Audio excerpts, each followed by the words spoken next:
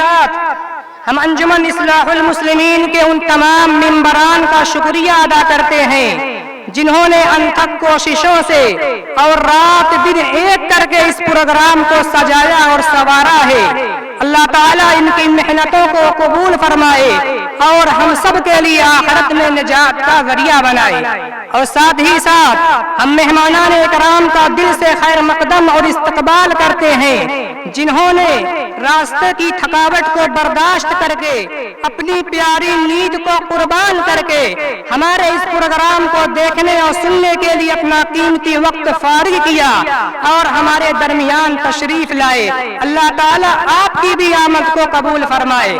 बहरहाल आज का ये हमारा अंजुमन इस्लाहुल मुस्लिमीन का दूसरा अज़ीमुश्शान इजलास मुसाबक़तुल कुरान करीम और तकरीर व खिताबत ये इस बात की रहनुमाई और गम्माज़ी करता है कि हम सब अपने प्यारे बच्चों को हाफिज़े कुरान बनाए, क़ारिए कुरान बनाए, मुफस्सिरे कुरान बनाए और मुक़र्रिरे ज़ीशान बनाए। तो अल्हम्दुलिल्लाह आज के हमारे इस प्रोग्राम में आप हजरात को ये चीजें देखने और सुनने को मिलेंगी।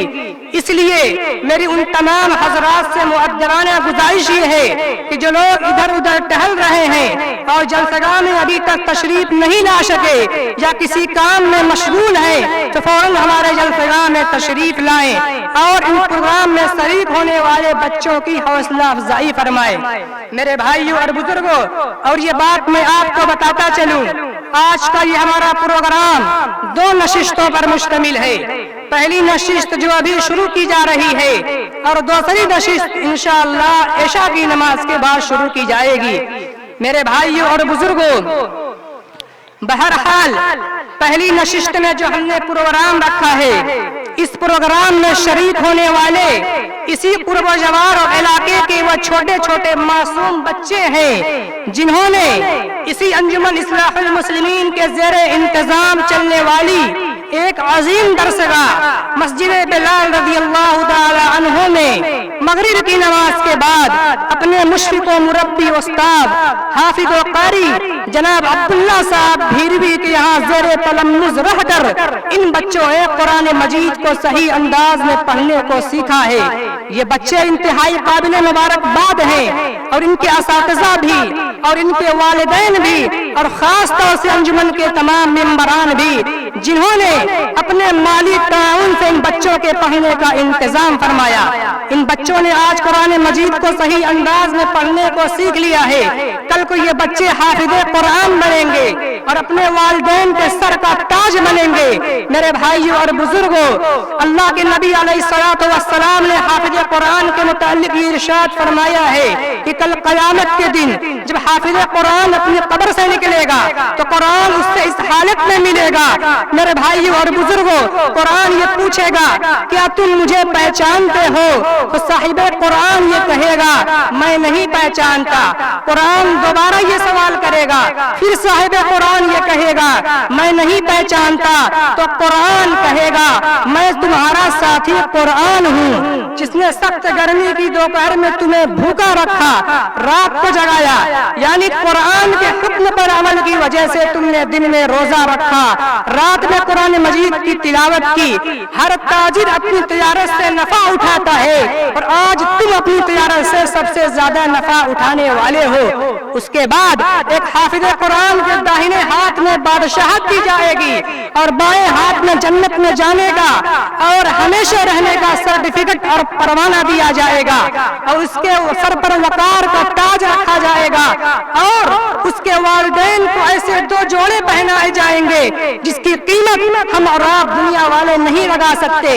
उनके वालिदैन ये कहेंगे ये जोड़े हमें किस बुनियाद पर दिए जा रहे हैं? तो उनसे कहा जाएगा तुम्हारे बच्चे के हाफिज़े कुरान बनने की वजह से।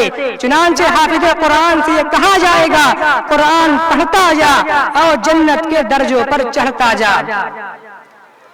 इसलिए मेरे भाइयों और बुजुर्गों, आज के इस प्रोग्राम से हमें और आपको ये पैगाम देना है कि हम अपने बच्चों को हाफिज़े कुरान बनाएं और कुरानी तालीमात से उनका रिश्ता मजबूत करें, क्योंकि ये कुरान वो कुरान है जो खालिक और मखलूक के दरमियान एक मजबूत रिश्ता है।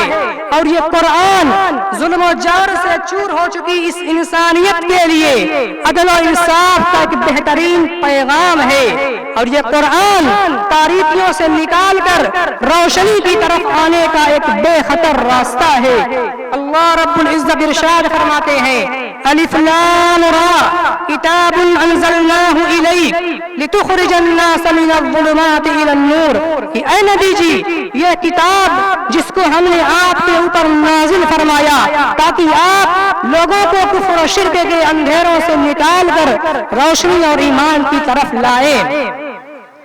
लेकिन जब वो मुकद्दस कुरान जो हयाती अबदी का पैगाम लेकर आया था हमारी और आपकी जिंदगियों से निकल गया, और वो किताब हिदायत जो मशाले राह बनकर आई थी हमारे हाथों से छूट गई, और वो पैगाम इलाही जो इस इंसानों के नाम खुदा का आखिरी और अंतिम संदेश था हमारे और आपके ज़हनो दिमाग से मिटने लगा, तो इज्जत और सरबलंदी ने हमसे अपना रिश्ता तोड़ लिया और जिल्लत और खारी हमारा मुकद्दर बन गई।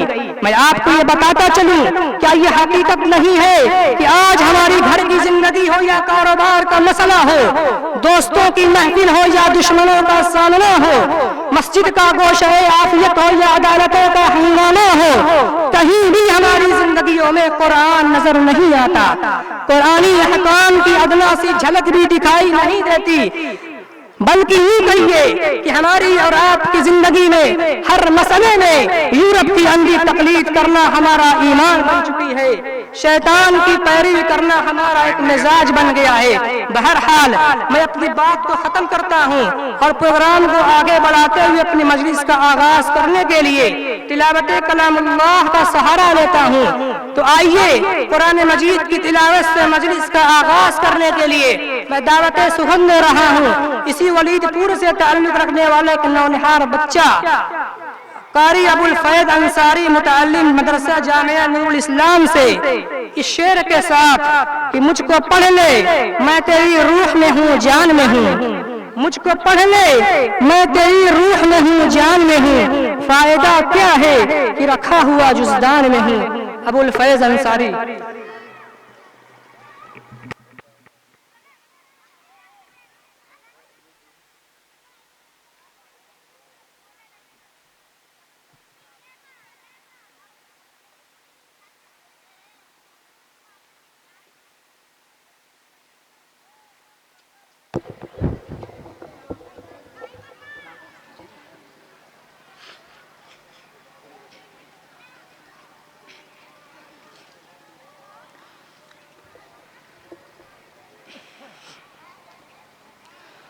अऊज़ु बिल्लाहि मिनश शैतानिर रजीम।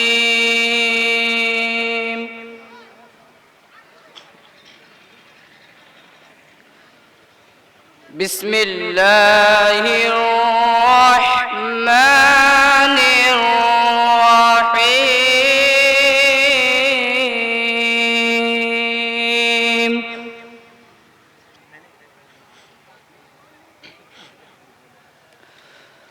वल्लाहुल्लज़ी ला इलाहा इल्ला हु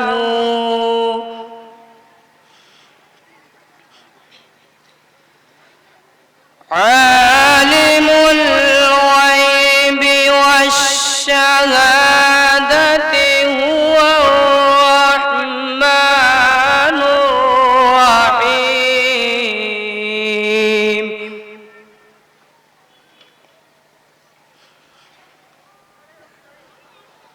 वल्लाहुल्लज़ी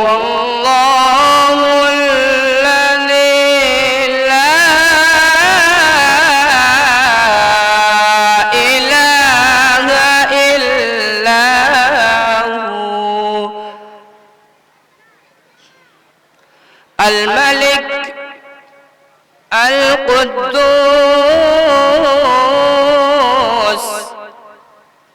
السلام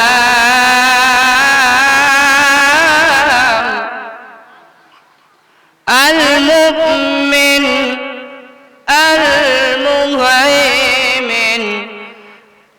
العزيز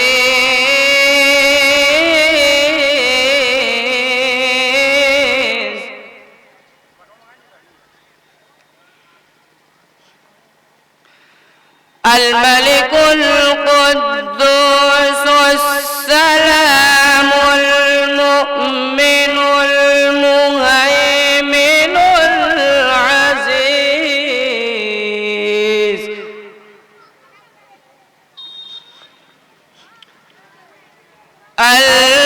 المهيمن العزيز الجبار المتكبر سبحان الله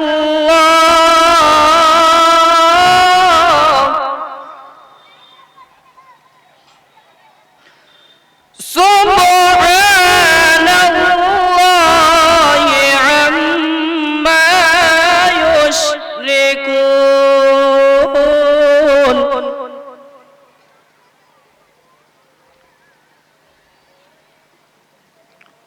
والله الخالق البارئ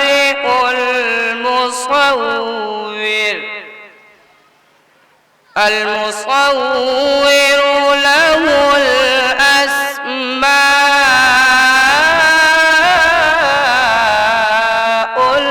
الحسنى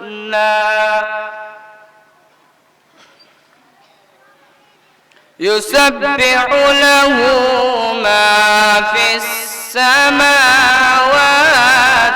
والأرض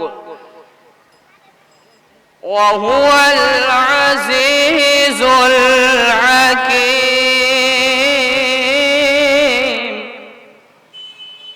صدق الله العظيم.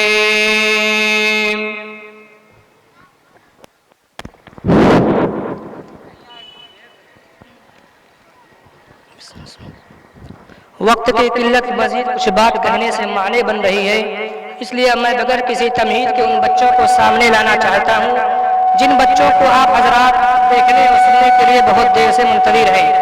तो सबसे पहले जिस बच्चे का नाम है इसमें गिरामी हुक्म हुआ है मोहम्मद फरहान साहब।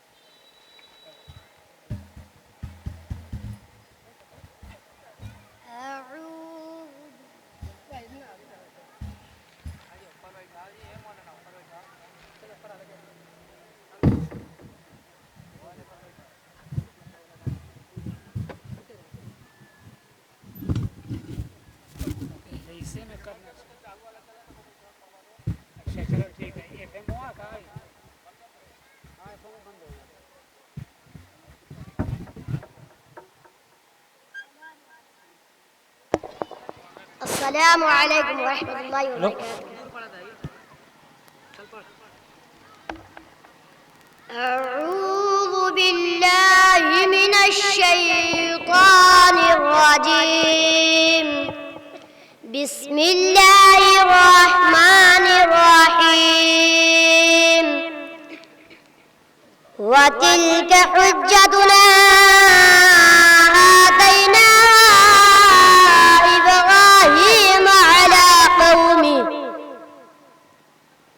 نرفع نرفع درجات من نشاء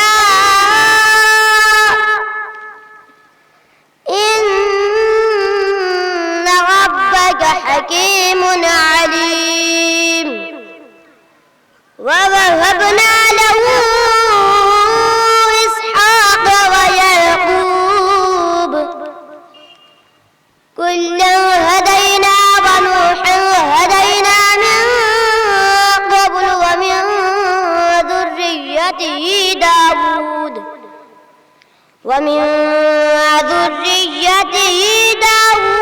وسليمان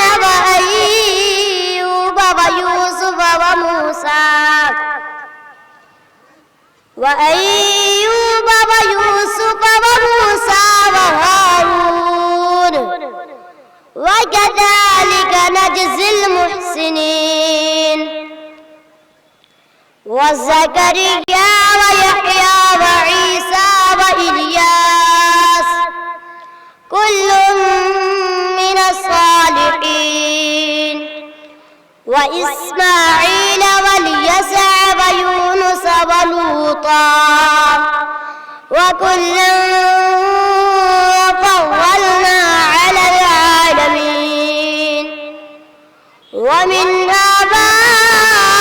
آبائهم وذرياتهم وإخوانهم واجتبيناهم وهديناهم إلى صراط مستقيم ذلك هدى الله يهدي به من يشاء من عباده ولو أشركوا لحبط عنهم ما كانوا يعملون أولئك الذين آتيناهم الكتاب والحكم والنبوة فإن يكفر بها هؤلاء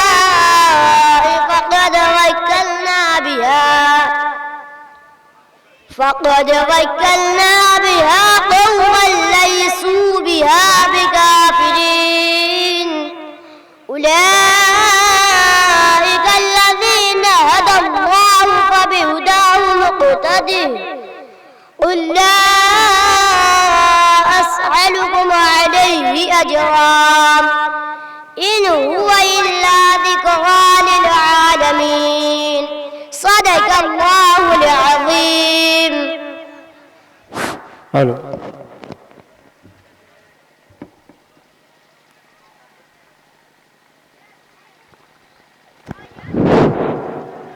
अब्दुल्ला शादाब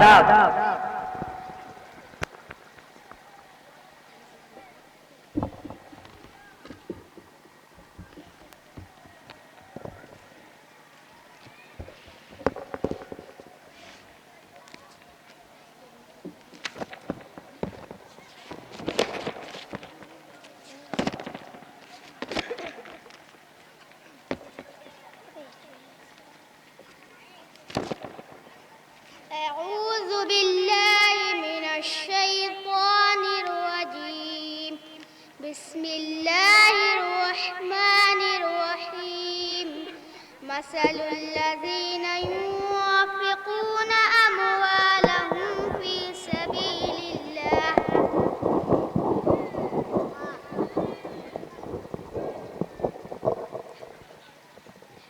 سبيل الله كمثل حبة أنبتت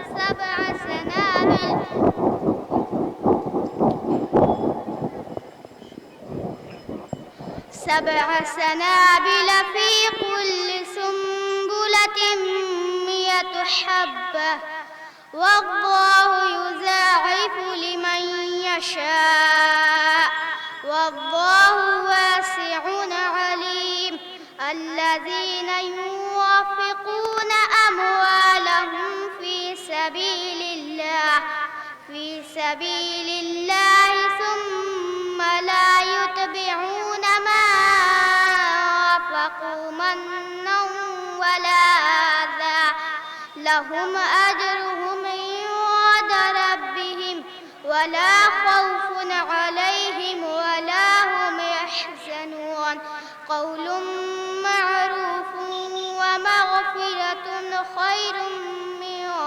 صدقة يتبعها أذى والله غني حليم صدق الله العظيم. मुहामिद हिलाल।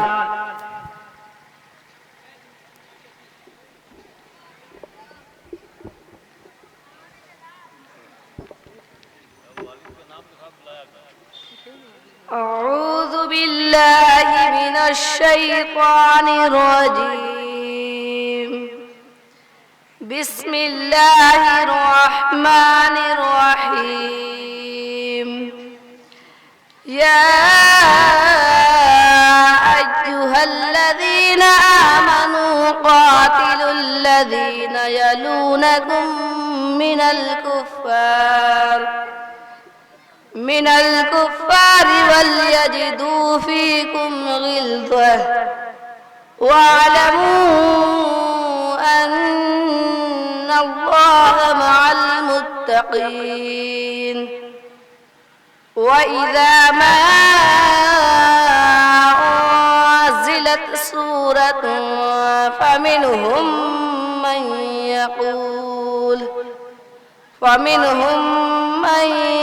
يقول أيكم زادته هذه إيمانا فأما الذين آمنوا فزادتهم إيمانا وهم يستبشرون. وأما الذين في قلوبهم مرض فزادتهم رجسا إلى رجسهم وماتوا وهم كافرون.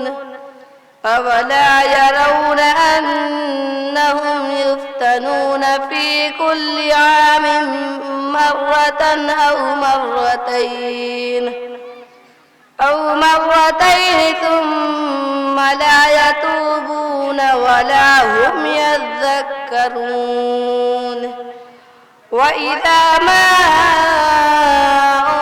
أنزلت سورة نظر بعضهم إلى بعض هل يراكم من أحد ثم صرف الله قلوبهم بأنهم قوم لا يفقهون. لقد جاءكم رسول من أنفسكم عزيز عليه ما عنتم حريص عليكم بالمؤمنين رؤوف رحيم. فإن تولوا فقل حسبي الله لا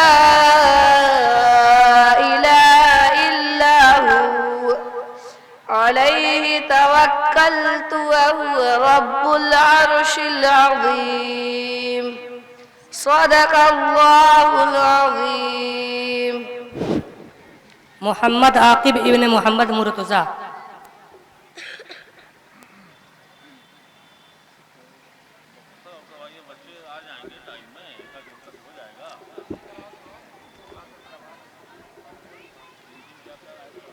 أعوذ بالله من الشيطان الرجيم. بسم الله الرحمن الرحيم.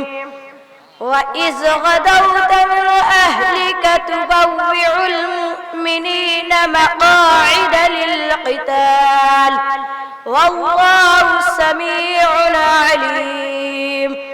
إذ هم الطائفتان منكم أن تفشلا والله وليهما وعلى الله فليتوكل المؤمنون.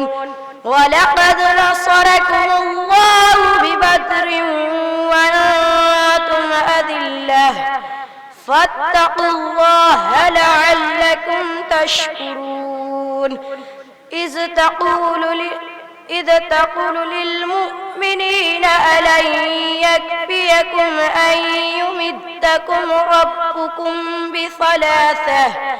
بثلاثة آلاف من الملائكة منزلين بلى إن تصبروا وتتقوا ويأتوكم من فورهم هذا يمددكم ربكم بخمسة آلاف من الملائكة مسومين صدق الله العظيم. मोहम्मद असजद इब्ने मौलाना अब्दुल बासित साहब।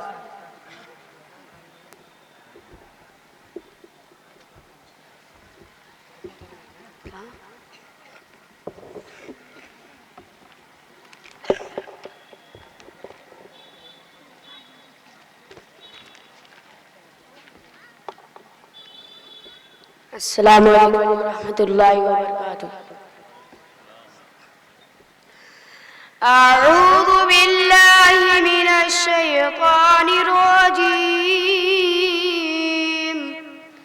بسم الله الرحمن الرحيم. وإذ استسقى موسى لقومه فقلنا اضرب بعصاك الحجر فانفجرت منه 12 عينا قد علم كل أناس مشربهم كلوا واشربوا من رزق الله ولا تعثوا في الأرض مفسدين. وإذ قلتم يا موسى لن نصبر على طعام واحد فادع لنا ربك يخرج لنا مما تنبت الأرض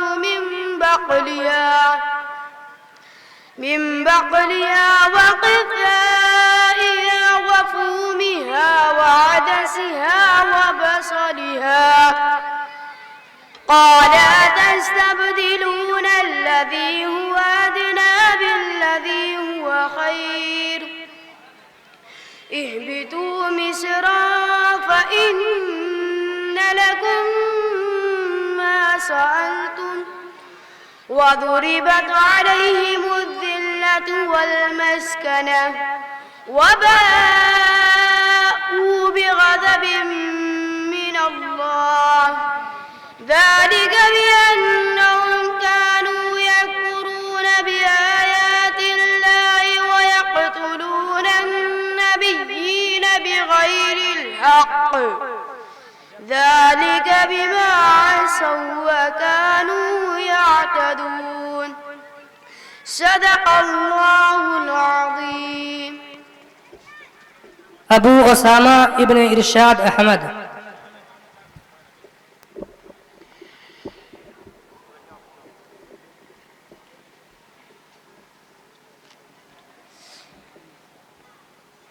أعوذ بالله من الشيطان الرجيم. بسم الله الرحمن الرحيم. ومن الناس من يقول آمنا بالله وباليوم الآخر وما هم بمؤمنين يخادعون الله والذين آمنوا وما يخدعون إلا أنفسهم وما يشعرون. في قلوبهم مرض فزادهم الله مرضا ولهم عذاب أليم بما كانوا يكذبون. وإذا قيل لهم لا تفسدوا في الأرض قالوا إنما نحن مصلحون. ألا إنهم هم المفسدون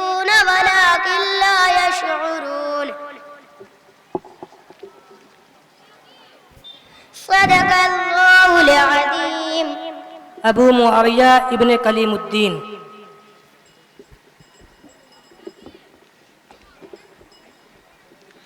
أعوذ بالله من الشيطان الرجيم. بسم الله الرحمن الرحيم. يا بني إسرائيل اذكروا نعمتي التي أنعمت عليكم وأني فضلتكم على العالمين. واتقوا يوما لا تجزي نفس عن نفس شيئا ولا يقبل منها عدل ولا تنفعها شفاعة ولا هم ينصرون. وإذ ابتلى إبراهيم ربه بكلمات فأتمهن قال إني جاعلك للناس إماما قال ومن ذريتي قال لا ينال عهد الظالمين. صدق الله العظيم. अबू उबैदा इब्ने इरशाद अहमद।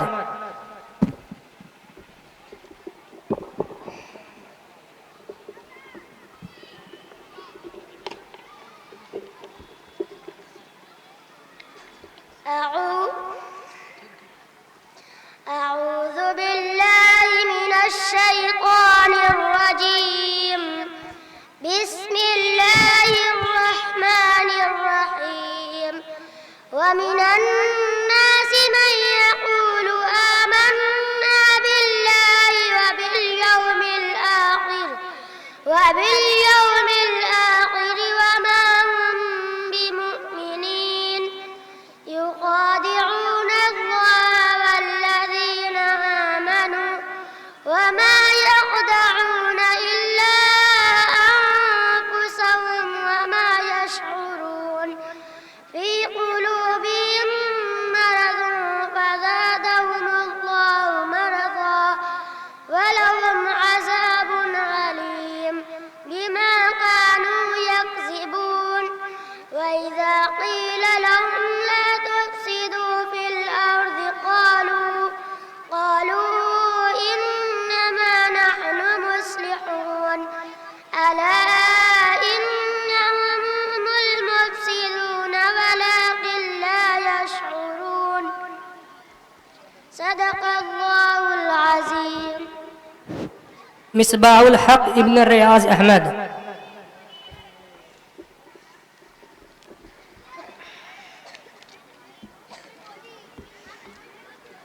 أعوذ بالله من الشيطان الرجيم. بسم الله الرحمن الرحيم.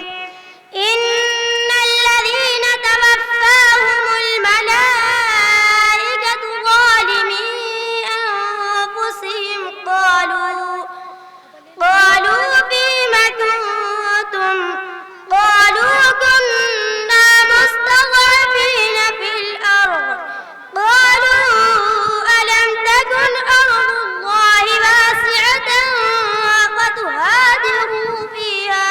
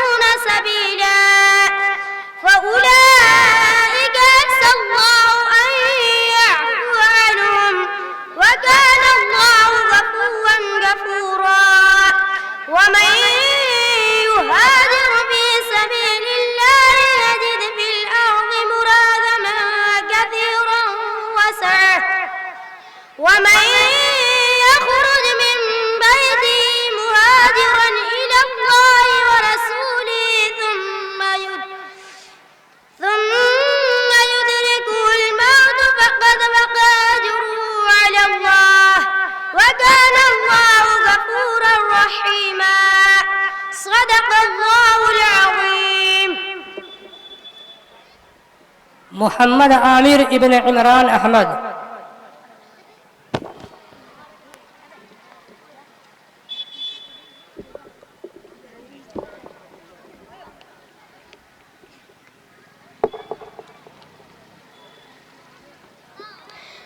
أعوذ بالله من الشيطان الرجيم.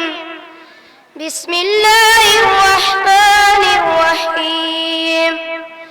ولكل وجهة هو موليها فاستبقوا الخيرات أينما تكونوا يأت بكم الله جميعا إن الله على كل شيء قدير. ومن حيث خرجت فول وجهك شطر المسجد الحرام وإنه للحق من ربك وما الله بغافل عما تعملون. ومن حيث خرجت فول وجهك شطر المسجد الحرام وحيث ما كنتم فولوا وجوهكم شطره لئلا يكون للناس عليكم حجة إلا الذين ظلموا منهم فلا تخشوهم واخشوني ولأتم نعمتي عليكم ولعلكم تهتدون. كما أرسلنا فيكم رسولا منكم يتلو عليكم آياتنا ويزكيكم ويعلمكم الكتاب والحكمة ويعلمكم ما لم تكونوا تعلمون. فاذكروني أذكركم واشكروا لي ولا تكفرون. صدق الله العظيم. तारिक जमाल इब्न शाहिद जमाल।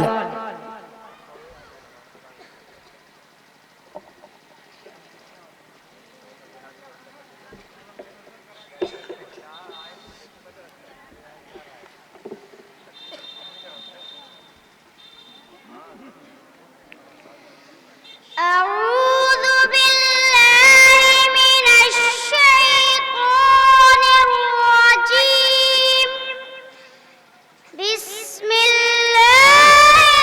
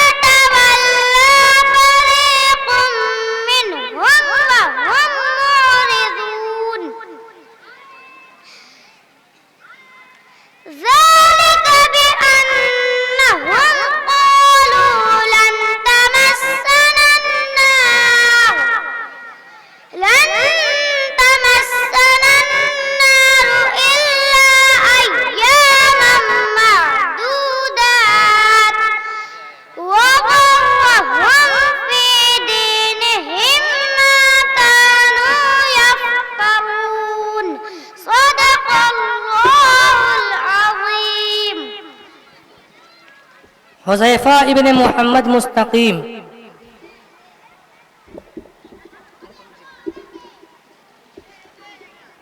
अस्सलामु अलैकुम वरहमतुल्लाहि वबरकातुहू। अऊज़ु बिल्लाहि मिनश शैतानिर रजीम। बिस्मिल्लाहिर रहमानिर रहीम। वइज़ इस्तस्क़ा मूसा लिक़ौमिही फ़क़ुलना ضرب بعصاك الحجر فانفجرت منه 12 عينا قد علم كل أناس مشربهم كلوا واشربوا من رزق الله ولا تعصوا في الأرض مفسدين وإذ قلتم يا موسى لن نصبر على طعام واحد فادع لنا ربك يخرج لنا مما تنبت الأرض من بقلها وقصائها وفومها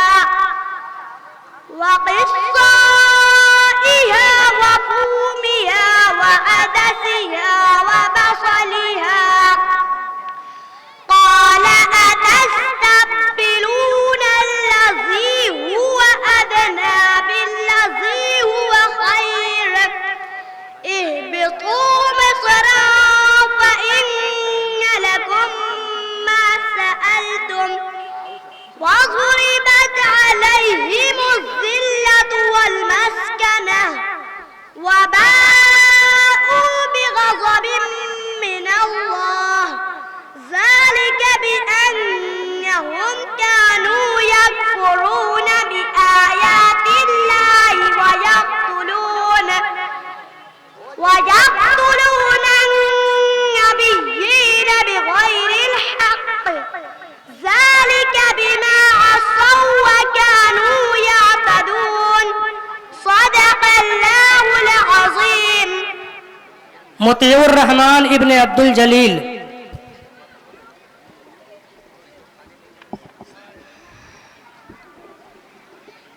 अस्सलामु अलैकुम वरहमतुल्लाहि वबरकातुहू। أعوذ بالله من الشيطان الرجيم. بسم الله الرحمن الرحيم. سيقول السفهاء من الناس ما ضلاهم عن قبلتهم التي كانوا عليها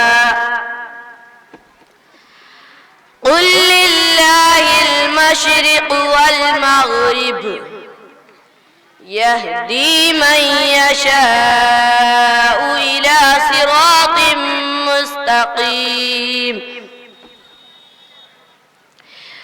وكذلك جعلناكم أمة وسطا لتكونوا شهداء على الناس ويكون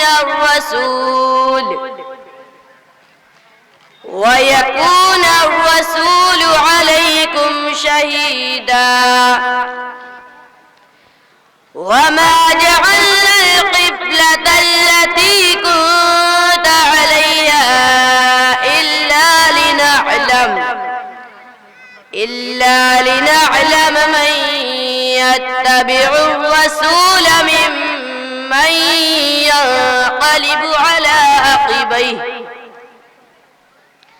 وإن كانت لكبيرة إلا على الذين هدى الله وما كان الله ليضيع الله بالناس لرؤوف رحيم صدق الله العظيم. محمد साकिब इब्न मोहम्मद मुर्तज़ा।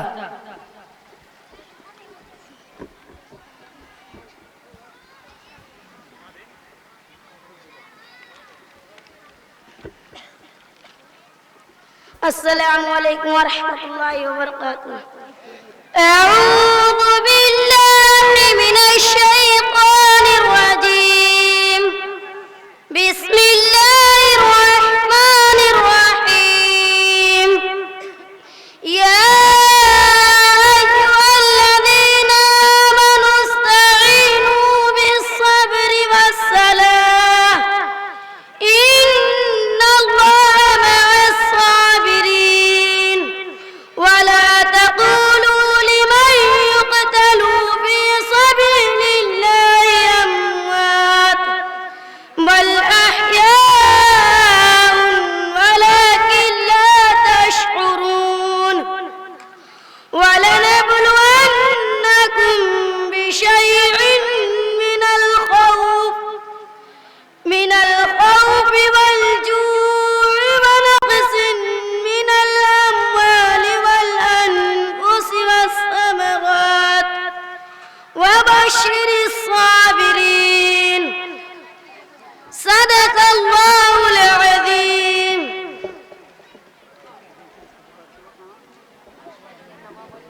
मोहम्मद माज इब्न रियाज अहमद। السلام عليكم ورحمة الله وبركاته. أعوذ بالله من الشيطان الرجيم. بسم الله الرحمن الرحيم. وإذ استسقى موسى لقومه فقلنا اضرب بعصاك الحجر فانفجرت منه 12 عينا قد علم كل أناس مشربهم كلوا واشربوا من رزق الله ولا تعثوا في الأرض مفسدين. وإذ قلتم يا موسى لن نصبر على طعام واحد فادع لنا ربك يخرج لنا مما تنبت الأرض من بقلها وقثائها وفومها وعدسها وبصلها قال أتستبدلون الذي هو أدنى بالذي هو خير اهبطوا مصرا فإن لكم ما سعيتم وضربت عليهم الذلة والمسكنة وباءوا بغضب من الله ذلك بأنهم كانوا يكفرون بآيات الله ويقتلون النبيين بغير الحق ذلك بما عصوا وكانوا يعتدون. صدق الله العظيم. मोहम्मद निहाल इब्न मोहम्मद मुस्तफ़ा।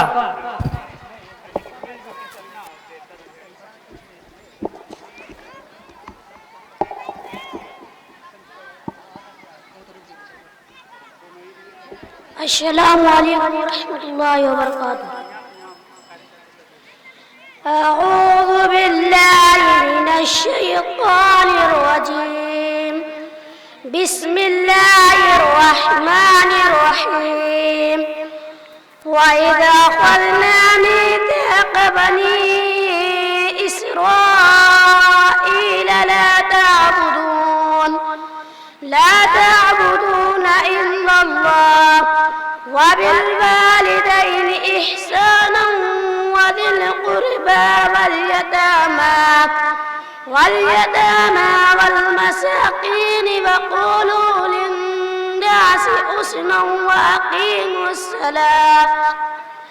حسنا وأقيموا الصلاة وآتوا الزكاة ثم توليتم إلا قليلا منكم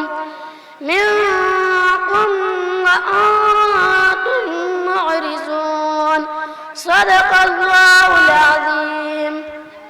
मोहम्मद ज़ीशान इब्न अंसारुल हक। अस्सलामु अलैकुम रहमतुल्लाहि व बरकातुहू।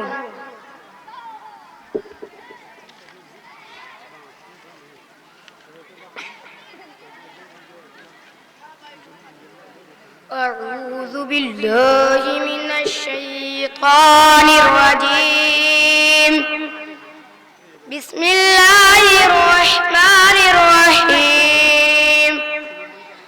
وإذ استسقى موسى لقومه فقلنا اضرب بعصاك الحجر فانفجرت منه 12 عينا قد علم كل أناس مشربهم كلوا واشربوا من رزق الله ولا تعثوا في الأرض مفسدين.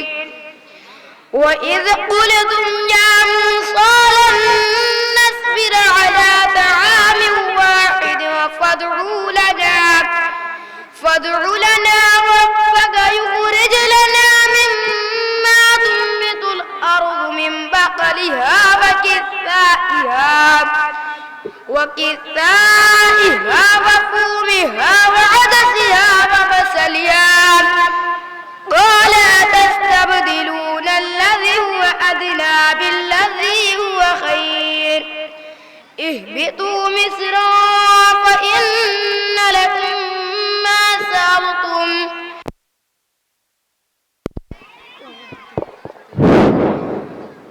وضربت عليهم الذلة والمسكنة وباءوا بغضب من الله ذلك بأنهم كانوا يكفرون بآيات الله ويقتلون النبيين بغير الحق ذلك بما عصوا وكانوا يعتدون صدق الله العظيم. मोहम्मद रेहान इब्न अंसार अहमद।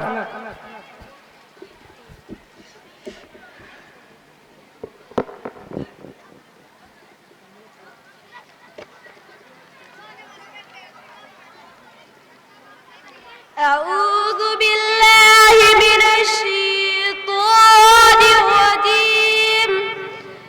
بسم الله الرحمن الرحيم. يا بني إسرائيل اذكروا نعمتي التي أنعمت عليكم وأوفوا بعهدكم وإياي فارهبون وآمنوا بما أنزلت مصدقا لما معكم ولا تكونوا أول كافر به ولا تشتروا بآياتي ثمنا قليلا وإياي فاتقون ولا تلبسوا الحق بالباطل وتكتموا الحق وأنتم تعلمون وأقيموا الصلاة وآتوا الزكاة واركعوا مع الراكعين صدق الله العظيم. अबू हनीफा इब्न मोहम्मद यूसुफ।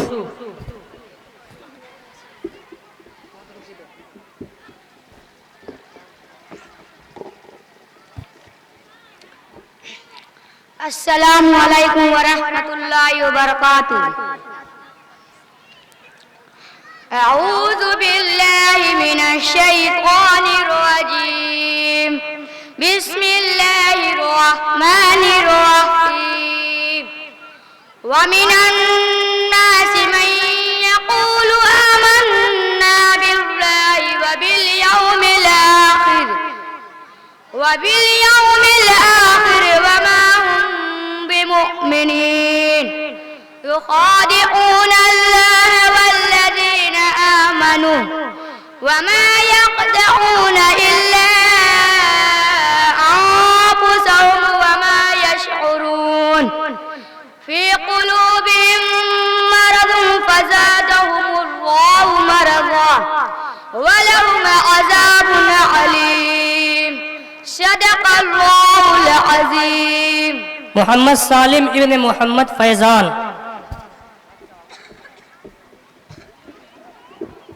السلام عليكم ورحمة الله وبركاته. أعوذ بالله من الشيطان الرجيم. بسم الله الرحمن الرحيم.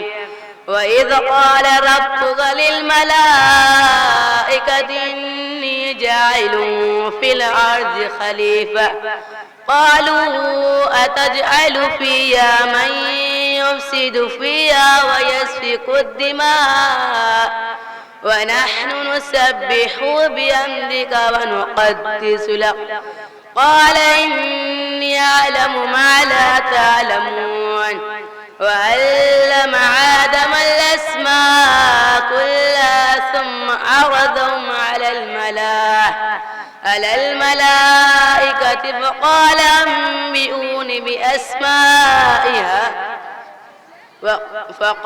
أنبئوني بأسماء هؤلاء إن كنتم الصادقين صدق الله العظيم.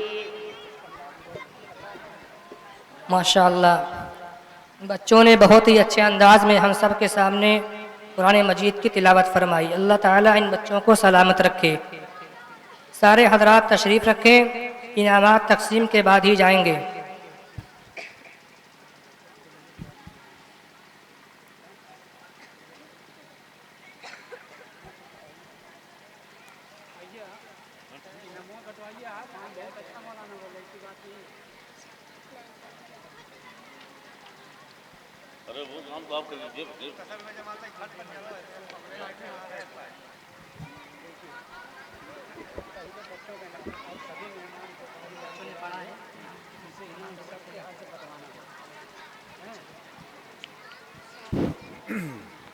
अल्हम्दुलिल्लाह वकफ़ा व सलामुन अला इबादिहिल्लज़ीना इस्तफ़ा अम्मा बाद।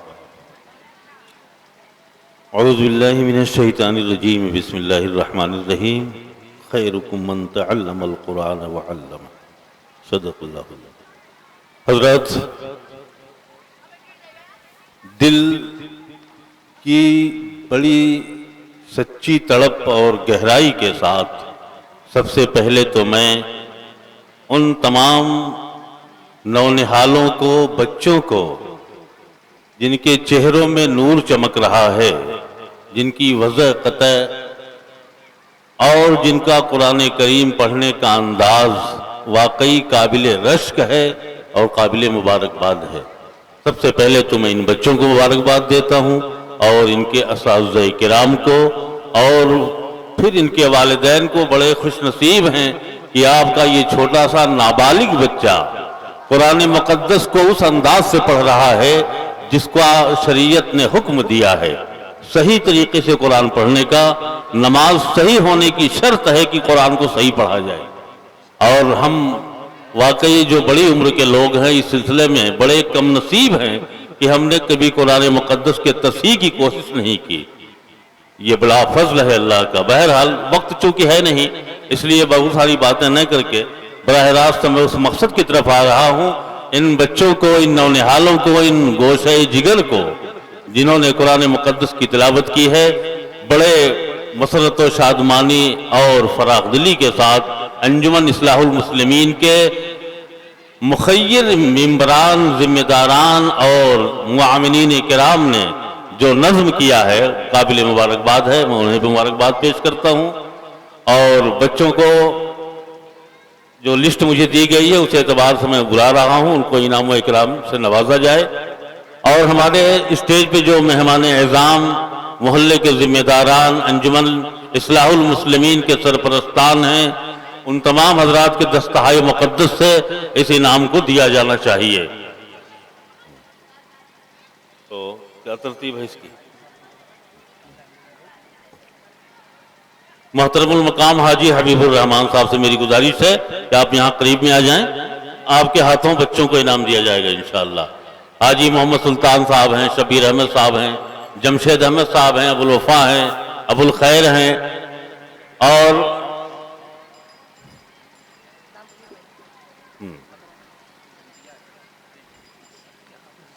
जी सारे स्टेज पे जो रौनक अफरोज हैं, उन तमाम लोगों के इंशाअल्लाह हाथों बच्चों को इनाम दिया जाएगा।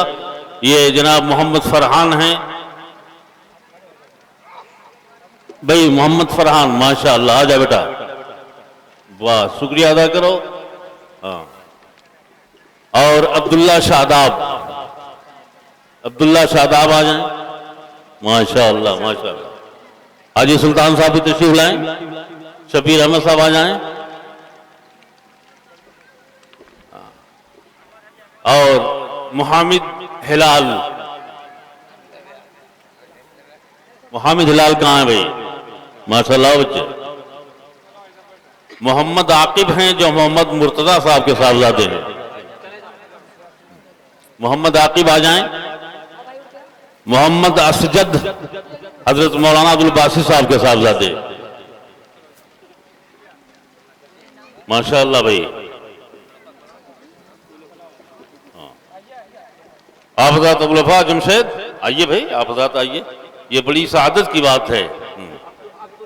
मौलाना खलील रहमान साहब हैं, रिजवान साहब हैं, और मौलाना देखिए नाम जहन से निकल गया इसका, मोहम्मद असजद हजरत मौलाना अब्दुल बासित साहब के साहबजादे, अबू ओसामा इरशाद अहमद साहब के साहबजादे, अबू मुआविया कलीमुद्दीन साहब, अबू मुआविया आगे भाई, अबू उबैदा इरशाद अहमद साहब के साहबजादी है, अबू खैर आओ। मिसबाहुल हक रियाज अहमद साहब के नूरे नजर हो गया। अच्छा, मोहम्मद आमिर इब्ने इमरान अहमद साहब, होना आइए। अच्छा, हाँ, हुज़ैफा हबीबी इब्ने मोहम्मद मुस्तकीम, हाँ, मतीउर रहमान इब्ने अब्दुल जलील साहब, मोहम्मद साकिब इब्ने मोहम्मद मुर्तजा, मोहम्मद मुआज इब्ने रियाज अहमद, मोहम्मद निहाल इब्ने मोहम्मद मुस्तफ़ा, मोहम्मद ज़ीशान इब्ने अंसारुल हक साहब, आइए माशाअल्लाह भाई। मोहम्मद रेहान इब्ने अंसार अहमद, अबू हनीफा इब्ने मोहम्मद यूसुफ साहब, माशाअल्लाह। मोहम्मद सालिम इब्ने मोहम्मद फैजान साहब, माशाअल्लाह। ये 20 बच्चे, अच्छा, हाँ भाई, अब ये बच्चे मुतवज्जह हो जाएं, इनकी वल्दियत तो यहाँ नहीं लिखी है। बहरहाल अब्दुल रहमान हैं, चलो भाई अब्दुल रहमान आ जाओ, हाँ, अब्दुल रहमान आओ, मोहम्मद अहमद आओ, और मोहम्मद ताजीम, मोहम्मद ताजीम आ जाओ भाई। खुर्शीद आलम, अच्छा, मोहम्मद अहमद नहीं है। अलकमा मुआज, अच्छा, मोहम्मद साजिद, शाह खालिद, ताहा मुजम्मिल, शोएब अख्तर, मोहम्मद हंजला। जिन बच्चों का नाम लिया जा रहा है वो बच्चे आ जाएं स्टेज पे। मोहम्मद अरकम, आकिब जमाल, मोहम्मद आबिद, अजीजुर रहमान, मोहम्मद फरहान, अबू मुआज, मोहम्मद अनस, शब्बीर मोहम्मद, शेर मोहम्मद, अबू हुज़ैफा,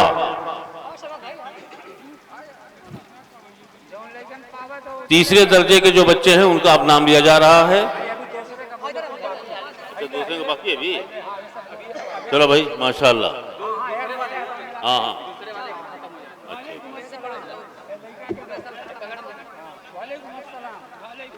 माशाअल्लाह भाई, जज़ाकल्लाह।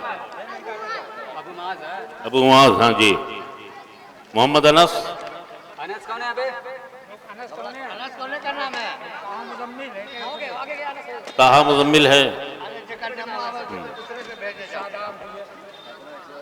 शेर मोहम्मद अबू हज़ैफा, हाँ मोहम्मद हंजला।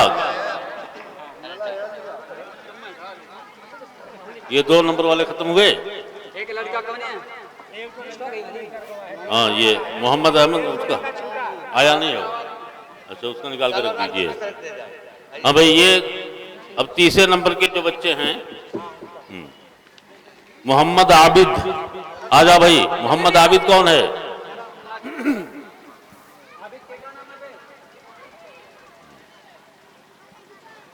मोहम्मद आबिद आओ। मोहम्मद अरसलान, महताब आलम, मोहम्मद फरहान, मोहम्मद जैद,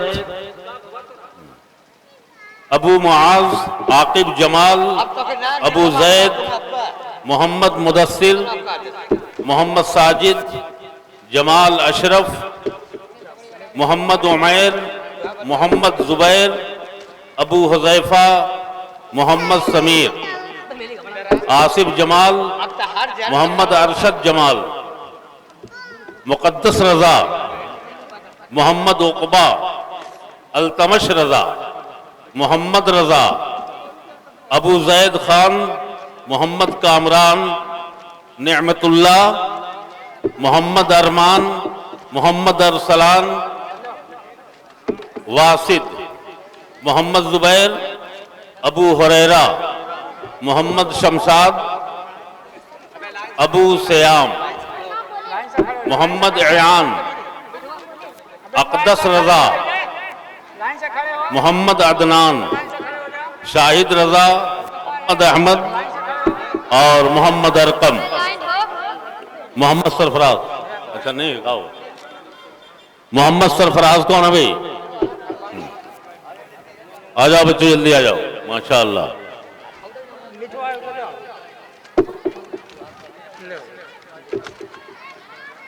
माशाअल्लाह क्या खूब भाई, वाकई बड़ा नूरानी मंजर है। और मैं फिर एक मरतबा दिल की गहराइयों के साथ इंतहाई पुरखलूस अंदाज में इन बच्चों को, इन बच्चों के वालिदैन को, बच्चों के असातिज़े किराम को, इनके जिम्मेदारान को और अंजुमन इस्लाहुल मुस्लिमीन के जुमला तमाम जिम्मेदारान, सरपरस्तान, मुआविनीन किराम और खुसूसन इन दोनों मोहल्ले के लोगों को, अमूमन पूरे वलीदपुर के लोगों को मुबारकबाद पेश करता हूँ। अल्लाह रब्बुल आलमीन का बेपनाह फजल करम है कि उसने खुसूसन इस मोहल्ले के गयूर और दीनदार, दीनी मिजाज रखने वाले नौजवानों को, लोगों को इस काम के लिए आमादा और तैयार किया और उन्हें तौफीक अता फरमाई। ये बहुत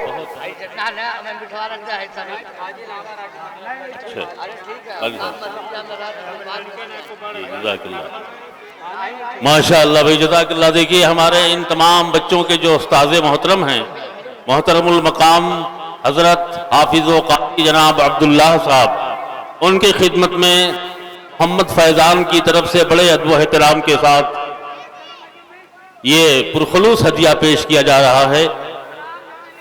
मैं उन्हें मुबारकबाद पेश करता हूँ और उस्ताज़ मोहतरम हज़रत मौलाना हज़रत हाफिज़ व क़ारी अब्दुल्लाह साहब की तरफ से जनाब फैज़ान अहमद साहब का मशकूर व ममनून हूँ मैं।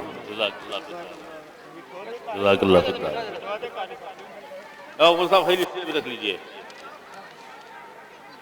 माशाअल्लाह भाई, जज़ाकल्लाह। आइए इस पुरकैफ नज़ारे को देखिए जहां आपके छोटे छोटे बच्चे किस एजाज़ व इकराम से नवाजे जा रहे हैं। शफ़क़त व मोहब्बत और इनके दिली जज्बात की कैफियत। आप हजरात, हक तो ये था कि आज कम से कम गांव का एक बड़ा तबका इस मंजर को देखने के लिए मौजूद होता, काश। मगर भाई जहां हमारे अंदर बहुत सारी कमियां हैं, उन्हीं कमियों में, उन्हीं कोताहियों में एक बहुत बड़ी कमी ये है कि हम दीनी प्रोग्राम को वो अहमियत नहीं देते जो दुनियावी प्रोग्रामों को मिल देते हैं और हाजिर होते हैं।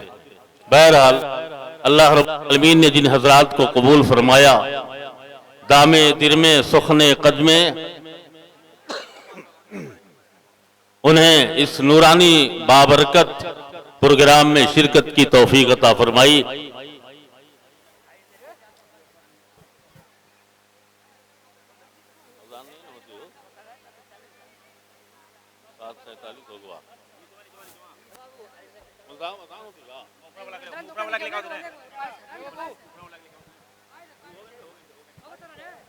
इंशाअल्लाहुल अज़ीज़, जैसा कि आपको इल्म है कि इशा की नमाज के बाद इस प्रोग्राम की दूसरी किस्त यानी दूसरी नशिस्त, दूसरा नूरानी व ईमानी प्रोग्राम इंशाअल्लाह मुनक़िद होगा। आप हज़रात से गुजारिश है कि इशा की नमाज के फौरन बाद तशरीफ ले आए।